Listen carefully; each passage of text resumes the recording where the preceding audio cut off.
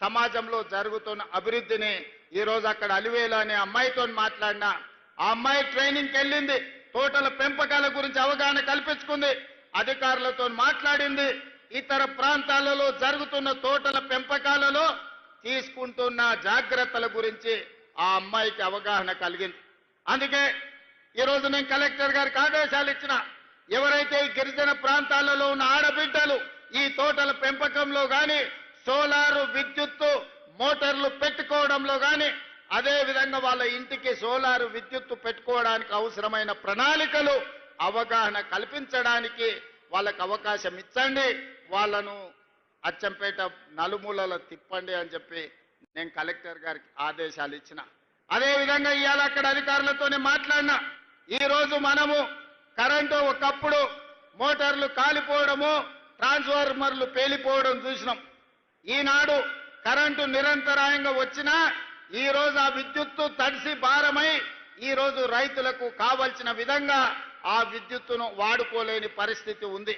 అందుకే ఈరోజు ఈ అచ్చంపేట ప్రాంతంలో మా వంశీకృష్ణ గారి విజ్ఞప్తి మేరకు ఎన్ని మోటార్లు ఉన్నాయో మొత్తం నియోజకవర్గంలో అందరి రైతులకు ఉచితంగా సోలారు విద్యుత్తు పంపు సెట్లు ఇచ్చి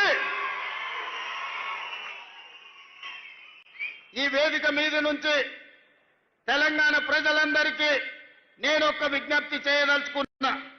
నా సొంత ప్రాంతం అచ్చంపేట ప్రాంతం, ఈనాడు ఏ రైతు కూడా విద్యుత్తు వినియోగాన్ని చేసే మోటార్లు కాదు, రాబోయే 100 రోజుల్లో ప్రతి రైతుకు సోలారు విద్యుత్తు మోటార్ను అందించి సోలారు విద్యుత్తు ఉత్పత్తి మోటార్లకే కాదు, రేపు భవిష్యత్తులో అదనంగా సోలారు విద్యుత్తును ఉత్పత్తి చేసి ప్రభుత్వానికి అమ్మే విధంగా ఆ ఆడబిడ్డలకు 3,000, 4,000, 5,000 ప్రతి నెల ఆదాయం వచ్చే విధంగా ఈరోజు ప్రణాళికలు రచించండి అని చెప్పి మా అధికారులకు చెప్పిన.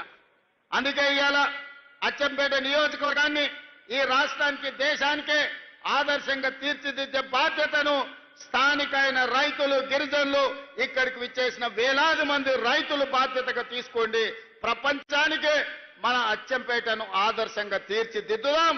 దానికి అవసరమైన నిధులను ఇచ్చే బాధ్యత మీ సోదరుడిగా నేను తీసుకుంటాను అని చెప్పి మీకు అందరికీ విజ్ఞప్తి చేస్తున్నా. సాగునీటి ప్రాజెక్టులు కావచ్చు, రోడ్లు కావచ్చు, కళాశాలల గురించి మా వంశీకృష్ణ గారు చెప్పారు. దానికి సంబంధించిన ప్రణాళికలన్నిటిని కూడా అధికారులకు ఇవ్వండి, అంచనాలు తెప్పించి వాటికి అవసరమైన మంజూరు చేయడానికి అన్ని జాగ్రత్తలు అన్ని నిర్ణయాలు తీసుకుంటామని చెప్పి నేను ఈ వేదిక మీద నుంచి నేను చెప్పదలుచుకున్నా. మిత్రులారా, ఇవాళ ఆలోచన చేయండి. 2023 డిసెంబర్ 7 నాడు మనం అధికారం చేపట్టిన తర్వాత ఈనాటి వరకు దాదాపుగా తుమ్మల నాగేశ్వరరావు గారి నాయకత్వంలో రైతులకు 60,000 కోట్ల రూపాయలు ఈ రోజు రైతుల మీద ఖర్చు పెట్టినాం. అందులో 21,000 కోట్ల రూపాయలు రైతు రుణమాఫీలోనే ఖర్చు పెట్టినాం. రైతు భరోసా కావచ్చు, రైతు రుణమాఫీ కావచ్చు. అదే విధంగా ఒకనాడు పంట పండిస్తే మీరు ఒరేసుకుంటే ఉరేసుకున్నట్టే అని ఆనాటి ముఖ్యమంత్రి గారు మాట్లాడినారు, మీకు అందరికీ తెలుసు. కానీ ఆయన మాత్రం ఆయన ఫామ్ హౌస్ లో 150 ఎకరాలలో ఒరేసుకొని 4,200కు క్వింటాలు అమ్ముకున్నాడు. సరే, దొరగారి పంట పొలంలో మరి బంగారం పండిందేమో నాకైతే తెలియదు, కానీ పేదలు పండించిన ఒడ్లు కొనను అన్నాడు.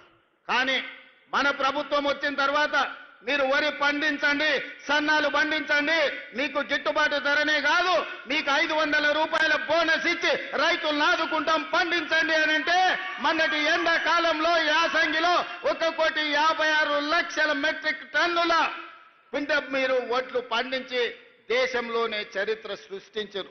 ఈసారి వానకాలంలో కూడా అత్యధికంగా 1,35,00,000 మెట్రిక్ టన్నుల ఒడ్లు ఉత్పత్తి చేసి దేశంలోనే అత్యధికంగా ఈ సంవత్సరంలో దాదాపుగా 2,80,00,000 పైచిలకు లక్షల క్వింటాళ్ళ ఒడ్లు మీరు పండించారు. అంటే ఈరోజు వరి పండిస్తే ఉరేసుకోవాలనే కాడ నుంచి వరి పండిస్తే గిట్టుబాటు ధరనే కాదు మీకు 500 రూపాయల బోనస్ ఇస్తామని చెప్పినాం. ఆనాడు సన్నాలు పండించండి నేను అన్నప్పుడు కొంతమంది అవహేళన చేసిరు. సన్నాలు పండించమంటుండు ఈ సన్నాసి అని ఒక నాయకుడు అన్నాడు. కానీ ఇవాళ మా పేదలు మా ఆడబిడ్డలు ఇక్కడ ఉన్నారు, అక్కడ పక్కన చాలా మంది మా అక్కలు మా సోదరిమణులు ఉన్నారు.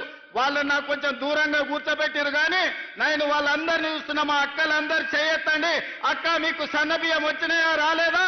ఇవాళ సన్న బియ్యం ద్వారా మీ పిల్లలకు మంచి అన్నం వండి పెడుతుండ్రా లేదా? మీ ఇంటాయనకు 3 పూటల భోజనం పెడుతుండ్రా లేదా? ఒక్కసారి చెప్పండి. ఇవాళ మా అక్కల ఆడబిడ్డల కళ్ళల్లో సంతోషం చూడండి.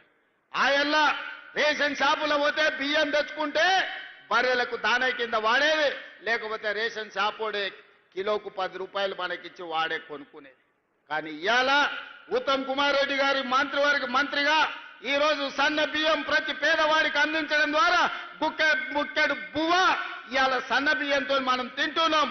మేమందరం మీకు ఇవ్వడం కాదు, పేదవాళ్ళ ఇళ్లలో నేను, మా ఉప ముఖ్యమంత్రి గారు, మా వ్యవసాయ శాఖ మంత్రి గారు, మా సాగునీటి పారుదల శాఖ మంత్రి గారు, ప్రతి మంత్రి, మా రెవెన్యూ మంత్రి గారి ఇండ్లల్లో పేదవాళ్ళ ఇంటికి వెళ్ళి వాళ్ళు వండిన సన్న బియ్యమే మేము తినొచ్చిన మాట వాస్తవం కాదా? ఆ ఇళ్ళ సన్నాలు వండియబట్టి ఈనాడు పేదలకందరికీ ఈరోజు సన్న బియ్యం ఇవ్వడం ద్వారా ఈరోజు రేషన్ బియ్యం మనము ఆత్మ గౌరవాన్ని పెంచే విధంగా అవి వండుకొని తింటున్నాము అని అంటే, రైతులు పండించే సన్న బియ్యం మళ్ళీ రైతులకే మీరు వడ్లు పండిస్తే వాటిని బియ్యంగా మార్చి మళ్ళీ పేదలకే సన్న బియ్యం అందిస్తున్నాం. ఈ ప్రభుత్వం మీకు రైతులకు ఉచిత కరెంట్ ఇవ్వడమే కాదు, ప్రతి పేదవాడి ఇంటికి 50 లక్షల పేదలకు 200 యూనిట్లు ఈనాడు ఉచితంగా